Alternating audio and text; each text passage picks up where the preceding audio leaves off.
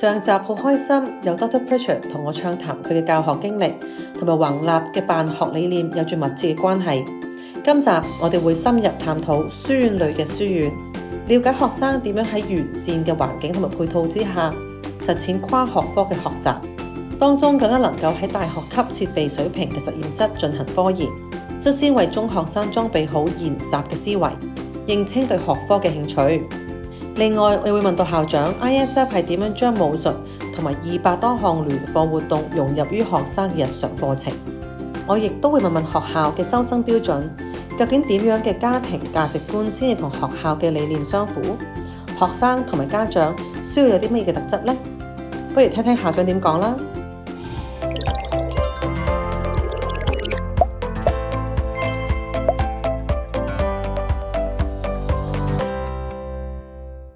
你会用哪3个词语来形容弘立学生？很认真，努力学习，双语双文化，非常礼貌。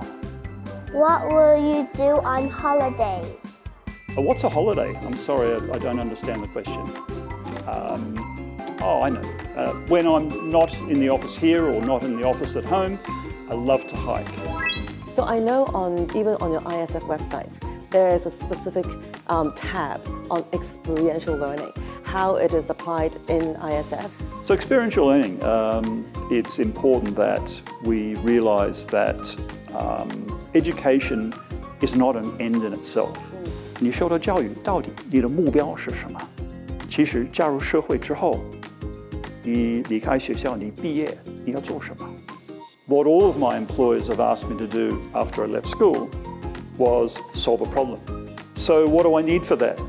我要首先要研究那个问题，来源是什么？它方方面面我要了解，它的条件，还有我需要什么资源，需要什么知识。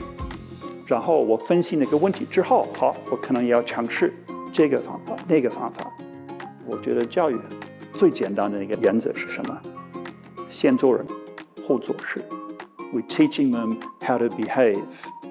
跟其他的同学如何交流，跟老师如何交流，跟家长、跟社会的那个成人、社会其他人、陌生人怎么交流。How I experience and express myself through my values, through my worldview.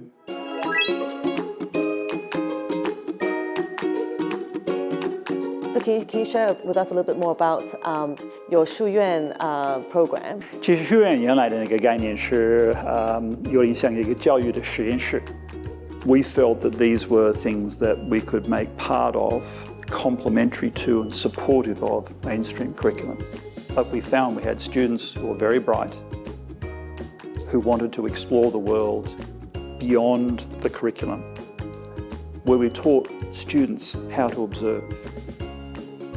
And trying to strike that balance where students could think and learn. And then we started to connect that to things like scientific research, research into the humanities. So we have a molecular biology lab. And the molecular biology lab is fully equipped university level laboratory. And students can elect to join the program and conduct research on their own, usually on their own bacteria.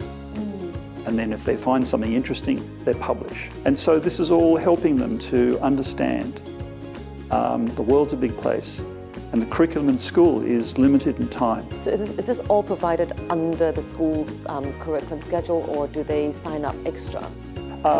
Some things, we started out with those things being done separately, and increasingly we have integrated them into the mainstream curriculum.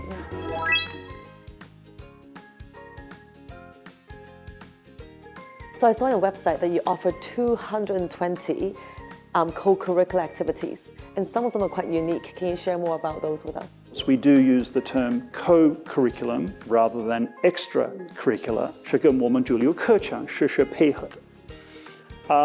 For example, 武术 martial arts, that is a subject that students must study in primary school. 这个可能在香港是独一无二的。And this is a good example of what we do with some of the other programs. The students learn certain wushu routines And whilst they're doing those routines, they recite poetry or classics. So when they do the action in the wushu routine, their brain is saying, here is the line from the poem that I need to recite. And the kids have so much fun doing it. In fact, wushu is one of those programs that some students like to stay involved in. In December last year, the 8th Junior World Championship for Wushu was held in Jakarta. The Australian team of 12 members consisted of 7 current ISF students. So that is a great example of something that extends from within the core curriculum into the co-curriculum and into activities and sports outside of school. It's interesting that in the current season of co-curricular activities, we have over 4,000 registrations from over 2,000 students. So it means on average, they do at least 2 activities per week. It may be fencing, which has become quite popular in Hong Kong. It may be chess. The co-curricular programs provide that way of students developing character as well as skill. Perhaps overcoming the disappointment of defeat, but also commitment. Because when students get to those final examinations and the world beyond, they're going to need that. Resilience, commitment, courage. Those are things that I think are more easily and effectively developed through a rich co-curricular program.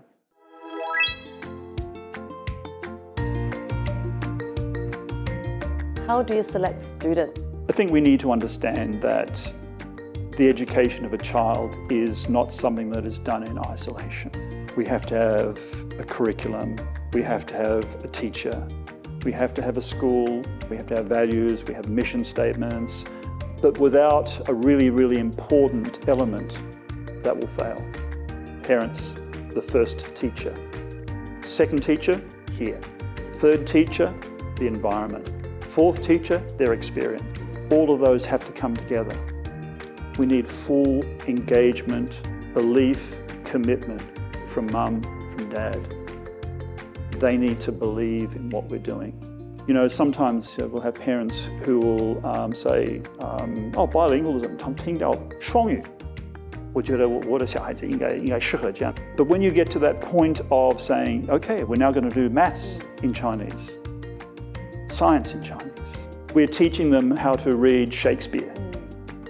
We're teaching them how to read Tang Shi.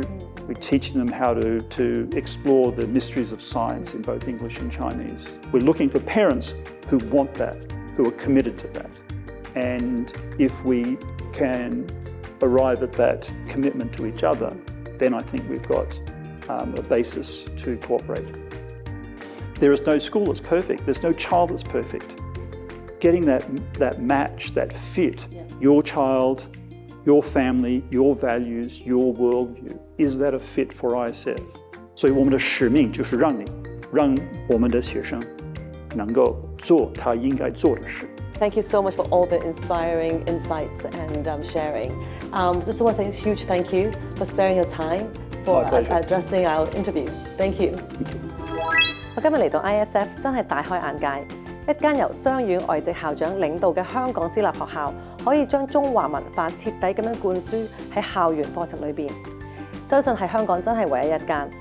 我見到學校裏邊嘅學生雙語能力都非常之高，我好感興趣嘅係學校多元化嘅體驗式學習，可以訓練學生培養佢哋觀察、探究、反思嘅能力。呢啲軟技能係未來人才非常重要嘅素質。校長亦都重點提出，除咗老師、課程、校園環境之外，家長係小朋友學習路上面最重要嘅角色。呢一點我亦都係非常之認同嘅。